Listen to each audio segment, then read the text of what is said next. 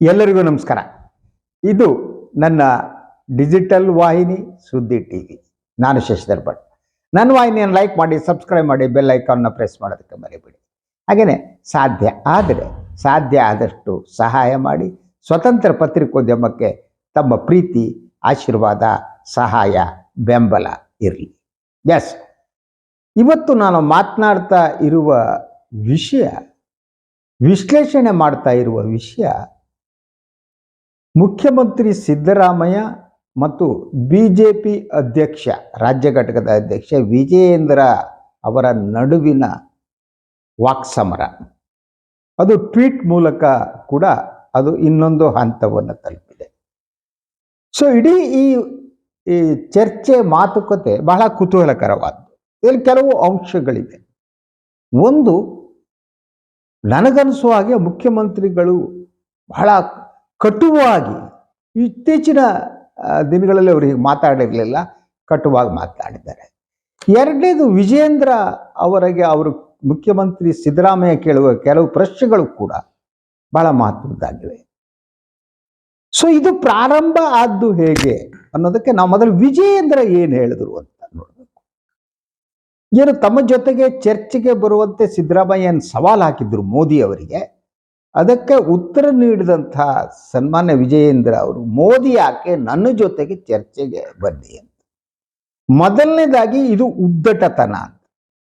ಯಾಕೆಂದ್ರೆ ವಿಜಯೇಂದ್ರ ಅವರ ರಾಜಕೀಯ ಅನುಭವ ಬೇರೆ, ಇನ್ನೂ ಸಣ್ಣ ಮಗು ರಾಜಕೀಯದಲ್ಲಿ ಸಿದ್ದರಾಮಯ್ಯನ ಮುಂದೆ. ಸೊ ಅದರಿಂದ ನನ್ನ ಜೊತೆಗೆ ಚರ್ಚೆಗೆ ಬನ್ನಿ ಅನ್ನುವ ಒಂದು ಸವಾಲು ಹಾಕುವ ಶಕ್ತಿ, ಸಾಮರ್ಥ್ಯ ಅವರಿಗಿದೆಯಾ ಅಂದ್ರೆ, ನಮಗೆ ಮಾತನಾಡುವಾಗ ಗೊತ್ತಿರುವ ಒಂದು ಅನುಭವ. ಸಿದ್ದರಾಮಯ್ಯನವರ ನೀವು ಭಿನ್ನಾಭಿಪ್ರಾಯ ಬೇರೆ, ರಾಜಕೀಯವಾಗಿ ಅಟ್ಯಾಕ್ ಮಾಡೋದು ಬೇರೆ, ಆಲ್ ದೀಸ್ ಥಿಂಗ್ಸ್ ಬೇರೆ. ಆದರೆ ನೀವು ಮಾತನಾಡುವ ರೀತಿ ಯಾವ ರೀತಿ ಇತ್ತು, ನಾನು ಅದನ್ನು ಕೆಲವು ಅಂಶಗಳನ್ನು ಗಮನಕ್ಕೆ ತರೋಕ್ಕೆ ಇಷ್ಟಪಡ್ತೇನೆ. ಸೊ ಒಂದು, ವಿಜೇಂದ್ರ ಹೇಳಿದ್ದು, 1.5 ವರ್ಷದ ಆಡಳಿತದಲ್ಲಿ ಸಿದ್ದರಾಮಯ್ಯನವರ ಕೊಡುಗೆ ಏನೂ ಇಲ್ಲ. ಸಿದ್ದರಾಮಯ್ಯನವರ ಕೊಡುಗೆ ಏನೂ ಇಲ್ಲ ಅಂದ್ರೆ, ಇರುವ ಕೊಡುಗೆ ಯಾರದ್ದು? ಸಿದ್ದರಾಮಯ್ಯನವರ ಕೊಡುಗೆ, ಅವರು ಮುಖ್ಯಮಂತ್ರಿ ಅಲ್ವಾ? ಎನಿವೆ, ಸೊ ಇನ್ನೊಂದು, ಅಭಿವೃದ್ಧಿ ಹಾದಿಯಲ್ಲಿ ಬರೇ ಶೂನ್ಯ, ಏನೂ ಇಲ್ಲ, ಭ್ರಷ್ಟತೆಯ ಸಾಲು ಸಾಲು ಹಗರಣಗಳು ನಡೀತಾ ಇವೆ, ಆಯ್ತಾ ಅಂತಾರೆ ಅವರು. ಓಕೆ, ಭ್ರಷ್ಟತೆಯ ಸಾಲು ಅಂದ್ರೆ ಇದುವರೆಗೆ 2 ಪ್ರಕರಣಗಳ ಮಾತ್ರ ಬಿಜೆಪಿ ಹೇಳಿದ್ರು. ಅದು ಸಾಲು ಸಾಲು ಹೇಗಾಗುತ್ತೆ? 2ರಿಂದ ಸಾಲಾಗುತ್ತೆ. ಒಂದು ವಾಲ್ಮೀಕಿ ಹಗರಣ, ಇನ್ನೊಂದು ಮೂಡ ಹಗರಣ. ಇದನ್ನ ಭ್ರಷ್ಟತೆಯ ಸಾಲು ಸಾಲು ಅಂತ ವಿಜಯೇಂದ್ರ ಹೇಗೆ ಹೇಳ್ತಾರೆ? ಇದು ಕುತೂಹಲಕರ. ಇನ್ನೂ ಕುತೂಹಲಕರವಾದ ಅಂಶಗಳಿದೆ. ಏನು ಅಂದ್ರೆ, ಒಂದು, ಸಾಮಾಜಿಕ ಶೋಷಣೆ ವಿಚಾರವನ್ನು ಕೂಡ ವಿಜಯೇಂದ್ರ ಮಾತಾಡ್ತಾರೆ. ಅದರ ಜೊತೆಗೆ ಸ್ತ್ರೀ ಕುಲದ ಮೇಲೆ ಶೋಷಣೆ ನಡೀತಾ ಇದೆ ಅಂತಾರೆ. ಸಿದ್ದರಾಮಯ್ಯನವರು ಮುಖ್ಯಮಂತ್ರಿ ಆದ್ಮೇಲೆ ಸ್ತ್ರೀ ಕುಲದ ಮೇಲೆ ಶೋಷಣೆ ನಡೀತಾ ಇದೆಯಾ? ಸಿದ್ದರಾಮಯ್ಯ ಯಾವ ರೀತಿ ಮಹಿಳೆಯರ ಶೋಷಣೆ ಮಾಡಿದ್ದಾರೆ? ಅವ್ರ ಮೇಲೆ ಏನೋ ಫೋಕ್ಸೋ ಹಗರಣ ಇದೆಯಾ, ಇನ್ನೊಂದು ಇದೆಯಾ ಅಲ್ವಾ? ಏನು ಅಂತ ಹೇಳ್ಬೇಕಲ್ವಾ? ಅವು ಜವಾಬ್ದಾರಿಯುತ ಸ್ಥಾನದಲ್ಲಿರುವವು. ಸ್ತ್ರೀ ಕುಲ, ನೀವು ಮುಖ್ಯಮಂತ್ರಿ ಆದ ಮೇಲೆ ಸ್ತ್ರೀ ಕುಲದ ಮೇಲೆ ಶೋಷಣೆಗಳು ನಡೀತಿವೆ ಅಂತ ಹೋಗಿ ಸಿದ್ದರಾಮಯ್ಯ ನಿಂತು ಶೋಷಣೆ ಮಾಡ್ತಾರೆ. ಈ ಸೊಸೈಟಿ, ಸಮಾಜದ ಒಳಗಡೆ ಮಹಿಳೆಯರನ್ನ ಒಂದು 2ನೇ ದರ್ಜೆ ಪ್ರಜೆಯನ್ನಾಗಿ ನೋಡ್ಲಾಗ್ತಾ ಇದೆ. ಆ ಮಹಿಳೆಯರ ಮೇಲೆ ದೌರ್ಜನ್ಯ ನಡೀತಾ ಇದೆ. ಅದಕ್ಕೆ ಸಂಪೂರ್ಣವಾಗಿ ನೀವು ಸಿದ್ದರಾಮಯ್ಯನವ್ರನ್ನ ಹೇಗೆ ಇದು ಮಾಡ್ತೀವಿ? ಸೊ ಅದ್ರ ಜೊತೆಗೆ ಕರ್ನಾಟಕದ ಜನ ಗುಡಿಸಲು ವಾಸಿಗಳಾಗಿದ್ದಾರೆ. ಸಾರಿ, ಸೊ ನೀವು ಯಾವುದೇ ನಿವೇಶನವನ್ನು ಕೊಟ್ಟಿಲ್ಲ. ಇದೆಲ್ಲ ಈ ಪಾಸಿಂಗ್ ರಿಮಾರ್ಕ್ಗಳನ್ನ ಅವರು ಮಾಡ್ತಾ ಹೋಗ್ತಾರೆ. ಸೊ ಇದಕ್ಕೆ ಸಿದ್ದರಾಮಯ್ಯ ಬಹಳ ಕಟುವಾಗಿ ಉತ್ತರ ಕೊಟ್ಟಿದ್ದಾರೆ. ಸಿದ್ದರಾಮಯ್ಯನವರು ಏನು ಹೇಳಿದ್ದಾರೆ? ಒಂದೇದು ಹೇಳ್ತಾರೆ ಸಿದ್ದರಾಮಯ್ಯನವರು, ನೋಡಿ ವಿಜೇಂದ್ರ ಅವರೇ, ನಮ್ಮ ಬಗ್ಗೆ ಚಿಂತಿಸುವ ಬದಲು ನಿಮ್ಮ ಕುರ್ಚಿಯನ್ನ ಉಳಿಸಿಕೊಳ್ಳುವ ಬಗ್ಗೆ ಚಿಂತೆ ಮಾಡಿ ಅಂತ ಸಿದ್ದರಾಮಯ್ಯ ಉತ್ತರ ಕೊಡ್ತಾರೆ. ಆಯ್ತಾ? ನನ್ನ ಜೊತೆ ಚರ್ಚೆ ನಡೆಸಬೇಕು ಅಂತ ನೀವು ಹೇಳ್ತಿದ್ದೀರಿ. ನನ್ನ ಜೊತೆ ಚರ್ಚೆ ನಡೆಸುವುದಕ್ಕಿಂತ ಮೊದಲು ನೀವು ಇಬ್ಬರ ಜೊತೆ ಚರ್ಚೆ ಮಾಡಿ, ಯತ್ನಾಳ್ ಜೊತೆಗೆ, ಹಾಗೇನೆ ಜಾರಕಿಹೊಳಿ ಜೊತೆಗೆ. ಇದೊಂದು ವ್ಯಂಗ್ಯ ಇದು ಅಂತ. ಯಾಕಂದ್ರೆ ವಿಜೇಂದ್ರ ಅವರ ಕಡು ವೈರಿಗಳು ಅಂತ ಅಂದರೆ ಅವರದ್ದೇ ಪಕ್ಷದಲ್ಲಿರುವ ಯತ್ನಾಳ್ ಅವರು ಹಾಗೂ ಜಾರಕಿಹೊಳಿ ಅವರು.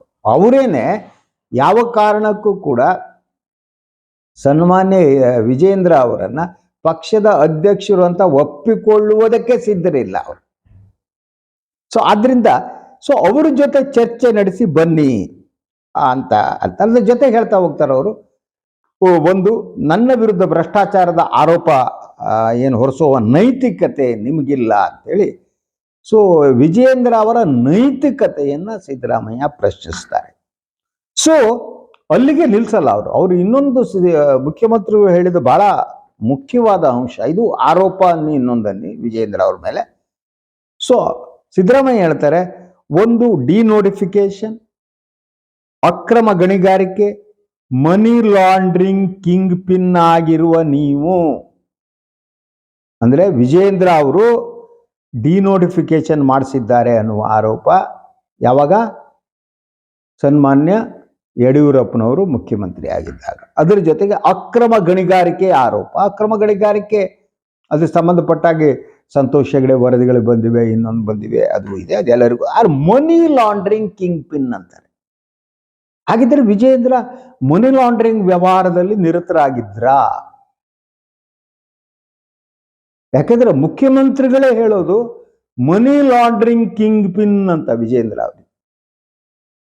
ಅದರ ಜೊತೆಗೆ ಹೇಳ್ತಾರೆ, CBI ಮತ್ತು ED ಈ ವಿಚಾರದಲ್ಲಿ ಪ್ರಾಮಾಣಿಕವಾದ ತನಿಖೆ ನಡೆಸಿದರೆ ನೀವು ಇರುವ ಜಾಗ ಎಲ್ಲಿ ಅನ್ನುವ ಪ್ರಶ್ನೆಯನ್ನ ಸಿದ್ದರಾಮಯ್ಯ ಮಾಡ್ತಾರೆ. ಅದರ ಅರ್ಥ ED ಏನಿದೆ, CBI ಸರಿಯಾಗಿ ತನಿಖೆ ಮಾಡಿದರೆ ನೀವು ಇನ್ನೆಲ್ಲೋ ಇರ್ತೀರಿ.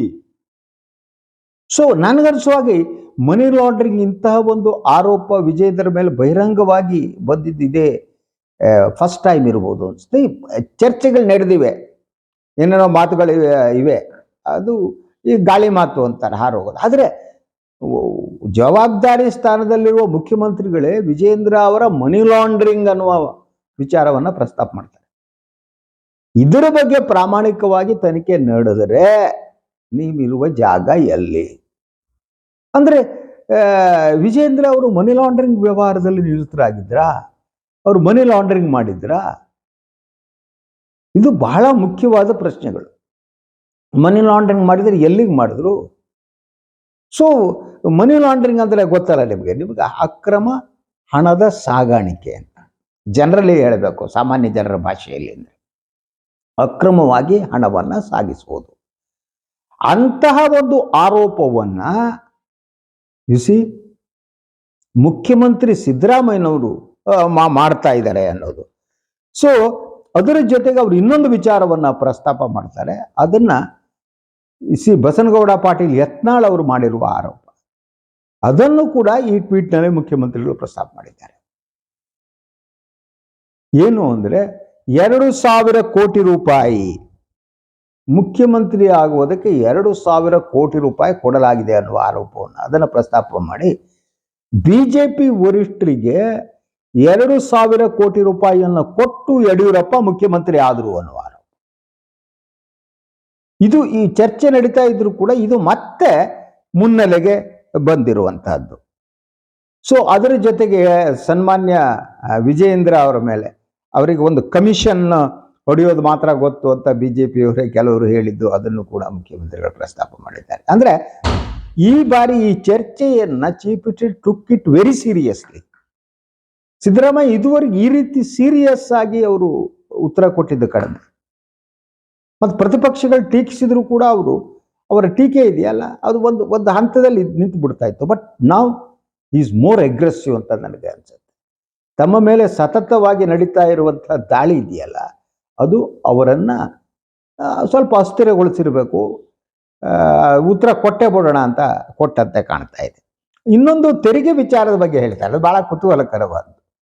ತೆರಿಗೆ, GST ಮೊದಲಾದ ಏನಿದೆ ಈ ಅನುದಾನ, ಇಂಥ ವಿಚಾರಗಳು ನಿಮ್ಮ ಅಪ್ಪ ಯಡಿಯೂರಪ್ಪನವರಿಗೆ ಅರ್ಥ ಆಗಲ್ಲ, ನಿನಗೇನು ಅರ್ಥ ಆಗತ್ತೆ ಬಿಡಯ್ಯ. ಅದು ನಿಜ ಕೂಡ. ಈ ತೆರಿಗೆ ಟ್ಯಾಕ್ಸ್ ಸ್ಟ್ರಕ್ಚರ್ಗಳು, ಟ್ಯಾಕ್ಸ್ಗಳು ಏನಿವೆ, ಡೈರೆಕ್ಟ್ ಟ್ಯಾಕ್ಸ್, ಇಂಡೈರೆಕ್ಟ್ ಟ್ಯಾಕ್ಸ್, ಇದು ಯಡಿಯೂರಪ್ಪನಿಗೆ ಎಷ್ಟರ ಮಟ್ಟಿಗೆ ಅರ್ಥ ಆಗಿದೆ ನನಗೆ ಗೊತ್ತಿಲ್ಲ. ಅದರ ಟ್ಯಾಕ್ಸೇಷನ್ ಅದೇ ಬೇರೆ, ಅದರ ವಿಸ್ತಾರ ಬೇರೆ, ಅದನ್ನ ಟ್ಯಾಕ್ಸು ತುಂಬ ಡಿಫ್ರೆಂಟ್ ಆದ್ದು. ಸಾಮಾನ್ಯ ಜನರಿಗೆ ಅರ್ಥನೂ ಆಗೋದು ಕಷ್ಟ. ಅದು ಡೈರೆಕ್ಟ್ ಟ್ಯಾಕ್ಸ್ ಅಂದ್ರೆ ಏನು, ಇಂಡೈರೆಕ್ಟ್ ಟ್ಯಾಕ್ಸ್ ಏನು, ಈಗ GST ಬಂದ ಮೇಲೆ ಅದರ ಪರಿಣಾಮಗಳೇನು, ಇಂಥ ವಿಚಾರಗಳು ಯಡಿಯೂರಪ್ಪನವ್ರಿಗೆ ಅರ್ಥ ಆಗದಿದ್ರೆ ಆಶ್ಚರ್ಯ ಏನಿಲ್ಲ. ಅವ್ರಿಗೆ ಅರ್ಥ ಆಗತ್ತೆ ಅಂತ ನನಗೆ ಅನ್ಸಲ್ಲ. ಸೊ ಇನ್ನು ವಿಜೇಂದ್ರಗೆ ಅರ್ಥ ಆಗತ್ತ ಅಂತ ಅದ್ರ ಬಗ್ಗೆ ಅವರು ನಿಮ್ಮ ಅಪ್ಪನಿಗೆ ಅರ್ಥ ಆಗಿಲ್ಲ, ನಿನಗೆಲ್ರಿ ಅರ್ಥ ಆಗುತ್ತೆ ಅನ್ನೋ ಮಾತನ್ನ ಸಿದ್ದರಾಮಯ್ಯ ಅಂತ ಹೇಳಿದ್ದಾರೆ. ಅಂದ್ರೆ ಈ ಫೈಟ್ ಯಾವುದೋ ಹಂತಕ್ಕೆ ಬಂದಿದೆ. ಈ ಮತ್ತೆ ಅವರು ಮೋದಿಯವರಿಗೆ ಏನಿದ್ದಾರೆ ಕ್ವೆಶನ್ ಮಾಡಿ ಟ್ವೀಟ್ ಮಾಡಿದ್ದಾರೆ. ಅಂದ್ರೆ ನಮ್ಮಲ್ಲಿ ಹೇಳ್ತಾರೆ ಎಲ್ಲ ಮೈ ಕುಡ್ಕೊಂಡು ನಿಲ್ಲೋದು ಅಂತ, ಕುಡುಗಿ ಬಿಟ್ಟು ನಿಂತು ಬಿಡೋದು ಯುದ್ಧಕ್ಕೆ. ಸಿದ್ದರಾಮಯ್ಯ ಹಾಗೆ ಸಿದ್ಧ ಆದಂತೆ, ಸಿದ್ದರಾಮಯ್ಯ ಯುದ್ಧಕ್ಕೆ ಈ ರೀತಿ ಸಿದ್ಧರಾದಂತೆ ಕಾಣ್ತಾ ಇದೆ. ಯಾಕಂದ್ರೆ ಅವರಿಗೆ ಎಲ್ಲ ಕಡೆಯಿಂದಲೂ ದಾಳಿ ನಡೀತಾ ಇದೆ. ಸ್ಟಿಲ್ ಐ ಬಿಲೀವ್ ಏನು ಗೊತ್ತಾ, ಮೂಡ ಹಗರಣ ಇನ್ನೊಂದು ಅಂತಾರೆ. ಅವ್ರ ಹೆಂಡತಿ ಏನೋ ಕೇಳಿದ್ರು ಒಂದು ಸೈಟು, ಎಸ್ ಅದು 14 ಆಯಿತು, ಅದು ಎಷ್ಟು ಮಟ್ಟಿಗೆ ಆಯಿತು ಗೊತ್ತಿಲ್ಲ, ಇವರು ಇನ್ಫ್ಲೂಯೆನ್ಸ್ ಮಾಡಿದ್ರೆ ಇಲ್ಲ ಗೊತ್ತಿಲ್ಲ. ಈ ವಿಚಾರದಲ್ಲಿ ಕೋಟಿ ನುಂಗಿದವರೇ ಭಾಷಣ ಹೊಡೆಯೋಂಗೆ ಆಗ್ಬಿಟ್ರೆ ಇದು ಯಾವ ಸ್ಥಿತಿ? ಭೂತದ ಬಾಯಲ್ಲಿ ಭಗವದ್ಗೀತೆ ಅಂತಾರೆ. ನಾನು ಅದನ್ನು ಹೇಳಕ್ ಹೋಗಲ್ಲ, ಯಾಕಂದ್ರೆ ಭಗವದ್ಗೀತೆ ಭೂತ ಇತ್ತದೆಲ್ಲ ನಾನು ನಂಬಲ್ಲ. So what ever it may be, but ನೀವು ಪ್ರಾಮಾಣಿಕತೆಯ ಬಗ್ಗೆ ಮಾತನಾಡುವ ನೈತಿಕತೆ ಇದೆಯಾ ಅಂತದ್ದು ಬಹಳ ಪ್ರಶ್ನೆ. ಈ ಪ್ರಶ್ನೆಯನ್ನು ಸಿದ್ದರಾಮಯ್ಯ ಎತ್ತಿದ್ದಾರೆ. ಸೊ ಇಂಥ ಒಂದು ನೈತಿಕತೆಯ ಪ್ರಶ್ನೆ ಎತ್ತಿದಾಗ ವಿಜಯೇಂದ್ರ ಅನುಭವ ಮತ್ತು ನೈತಿಕತೆ ಎರಡು ಇದೆಯಾ? ವಿಜಯೇಂದ್ರ ಅವರ ರಾಜಕೀಯ ಬದುಕಿನಲ್ಲಿ ಅವರ ತಂದೆ ಮುಖ್ಯಮಂತ್ರಿ ಆಗಿದ್ದಾಗಲೇ ವಿಜಯೇಂದ್ರ ಏನೇನು ಮಾಡಿದ್ರು ಅನ್ನೋದು ಎಲ್ಲರಿಗೂ ಗೊತ್ತಿದೆ, ನಾವು ಹೇಳ್ಬೇಕಾಗಿಲ್ಲ. ಅವರ ವ್ಯವಹಾರಗಳು ಹೇಗಿತ್ತು ಏನಿತ್ತು BJPಯವರೇ ಹೇಳ್ತಾರೆ. ಸೊ ಹೀಗೆ ಇಂತಹ ವ್ಯಕ್ತಿ ಹೋಗ್ಬಿಟ್ಟು ಪ್ರಾಮಾಣಿಕತೆ ಬಗ್ಗೆ ಮಾತನಾಡಕ್ಕೆ ಶುರು ಮಾಡಿದರೆ ಇದಕ್ಕಿಂತ ದೊಡ್ಡ ವ್ಯಂಗ್ಯ ಯಾವುದಿದೆ ಸ್ವಾಮಿ ಅಲ್ವಾ? ಅಪ್ರಾಮಾಣಿಕರೆಲ್ಲ ಪ್ರಾಮಾಣಿಕ ಭಾಷಣ ಮಾಡೋದು ಅನ್ನೋದು ಏನಿದೆ ಇದೇ ಅಲ್ವಾ? ಸೊ ಈ ಹಂತಕ್ಕೆ ಬಂದು ತಲುಪಿದೆ. ಸುಳ್ಳು ಎಲ್ಲರ ಮನದೇವರಾಗಿದೆ. ಸುಳ್ಳು ಎಲ್ಲರ ಮನದೇವರು ಅಂತ ಯಾರೋ ಒಬ್ಬನು ಹೇಳಿದ್ನಂತೆ, ಯಾರೋ ಕೇಳಿದಂತೆ ಇನ್ನೊಬ್ಬನು. ಅದನ್ನ ಹೇಳಿ ನನ್ನ ಈ ಸಮೀಕ್ಷೆಯನ್ನು ಮುಗಿಸ್ಬೋದು ಅನ್ಸುತ್ತೆ. ಎಲ್ಲ ಕೇಳಿದಂತೆ, ನೀ ಕುಡಿತೀನೇಯಾ ಅಂತ ಅಂದಂತೆ. ಇಲ್ಲ ಕುಡಿಯಲ್ಲ. ನೀನು ಗುಟ್ಕ ಹಾಕ್ತೀಯನಪ್ಪ? ಇಲ್ಲ ನಾನು ಗುಟ್ಕ ಹಾಕಲ್ಲ. ನೀನು ಪರಸ್ತ್ರೀ ಸಂಘವನ್ನ ಮಾಡ್ತೀಯೇನಯ್ಯ? ಇಲ್ಲ ಅದು ಯಾವುದೂ ಮಾಡಲ್ಲ. ನಾನು ಅಪ್ಪಟ ಇದಾಗಿದೆ. ಮತ್ತೆ ನಿನ್ನ ಸಮಸ್ಯೆ ಏನು? ನಂದು ಒಂದು ಸಣ್ಣ ಸಮಸ್ಯೆ ಇದೆ, ನಾನು ಸ್ವಲ್ಪ ಸುಳ್ಳು ಹೇಳ್ತೀನಿ ಅಂದರೆ ಸುಳ್ಳು ಹೇಳುವ ಸಮಸ್ಯೆ ಇದೆಯಲ್ಲ, ಮೊದಲು ಹೇಳಿದ್ದೆಲ್ಲ ಒಂದು ಸುಳ್ಳು ಅಂತ. ಹೀಗೆ ಈ ಸುಳ್ಳು ಎಲ್ಲವನ್ನ ಆಳ್ವಿಕೆ ಮಾಡುವ ಕಾಲಘಟ್ಟ ಇದು. ಸತ್ಯಕ್ಕೆ ಬೆಲೆ ಇಲ್ಲ, ಸತ್ಯ ಮಾತನಾಡೋರಿಗೆ ಬೆಲೆ ಇಲ್ವೇ ಇಲ್ಲ, ಸುಳ್ಳು ಹೇಳೋರಿಗೆ ಬೆಲೆ. ಯಾರು ಸುಳ್ಳು ಹೇಳ್ತಾರೋ ಅವ್ರಿಗೆ ಗೌರವ. ಸತ್ಯ ಯಾವನು ಹೇಳ್ತಾನೋ, ನಮ್ಮಲ್ಲಿ ಹೇಳ್ತಾರೆ ನೋಡಿ, ಸತ್ಯ ಅನ್ನೋದು ಕಹಿ ಅಂತ. ಸತ್ಯ ಹೇಳುವವರಿಗೆ ಬೆಲೆ ಇಲ್ಲ, ಸತ್ಯ ಹೇಳುವವ್ರ ಮೇಲೆ ನಾವು ಆರೋಪ ಮಾಡ್ತಾ ಹೋಗ್ತೀವಿ. ಇನ್ವೇ ಈಗಿನ ಇವತ್ತಿನ ಈ ರಾಜಕೀಯ ಜಗಳ ಇನ್ಯಾವ್ಯಾವ ರೂಪ ಪಡೆಯುತ್ತೆ ನೋಡಬೇಕು. Siddaramaiah versus Vijayendra political fight. So ಇದು ಸಮಾನವಾದ ಹೋರಾಟ ಅಂತೂ ಅಲ್ಲ. ವಿಜಯೇಂದ್ರಗೆ ಇನ್ನೊಂದು ಸ್ವಲ್ಪ ಅನುಭವ ಬೇಕು ಹೋರಾಟ ಮಾಡೋದು. ಇಷ್ಟಿಲ್ಲ ಹೆಂಗ್ ಆ ಅನುಭವ ಬಂದುಬಿಟ್ಟು, ಅನುಭವ ಬಂದ್ಮೇಲೆ ಅವರ ಆಡಳಿತದ ಅನುಭವನೇ ಇಲ್ಲ, ಎಂದು ಮಂತ್ರಿಯಾಗಿ ಇನ್ನೊಂದಾಗಿ ಕೆಲಸ ಎಂತೂ ಗೊತ್ತಿಲ್ಲ ಅವ್ರು ತಂದು ಕೂಡಿಸಿದ್ದಾರೆ. ಪಾಪ ಅವರಿಗೆ ಯಾರೋ ಬರ್ಕೊಡುತ್ತಾರೆ ಹೇಳ್ತಾರೆ. ಇರುವೆ ಇದಾಗಿತ್ತು ಈ ಬೆಳಗಿನ ಸುದ್ದಿ ವಿಶ್ಲೇಷಣೆ. ಇನ್ನೊಂದು ವಿಚಾರದೊಂದಿಗೆ ಮತ್ತೆ ಬರ್ತೀನಿ. ಇವತ್ತಿನ ಎಲ್ಲರೂ ಒಳ್ಳೆಯದಾಗಲಿ, ನಮಸ್ಕಾರ. ಹಾಗೇನೆ ಕೊನೆಯ ಮಾತು ಕೂಡ ಅದೇನೆ, ನನ್ನ ವಾಹಿನಿಯನ್ನು ಲೈಕ್ ಮಾಡಿ, ಸಬ್ಸ್ಕ್ರೈಬ್ ಮಾಡಿ, ಬೆಲ್ ಐಕಾನ್ ಪ್ರೆಸ್ ಮಾಡೋದಕ್ಕೆ ಮರಿಬೇಡಿ. ಆದಷ್ಟು ಶೇರ್ ಮಾಡಿ. ಅದರಂತೆ ಆದರೆ ಸಹಾಯ ಮಾಡಿ. ತಮ್ಮ ಸಹಾಯವೇ ಸ್ವತಂತ್ರ ಪತ್ರಿಕೋದ್ಯಮವನ್ನು ಉಳಿಸುತ್ತೆ. ಎಲ್ಲರಿಗೂ ನಮಸ್ಕಾರ.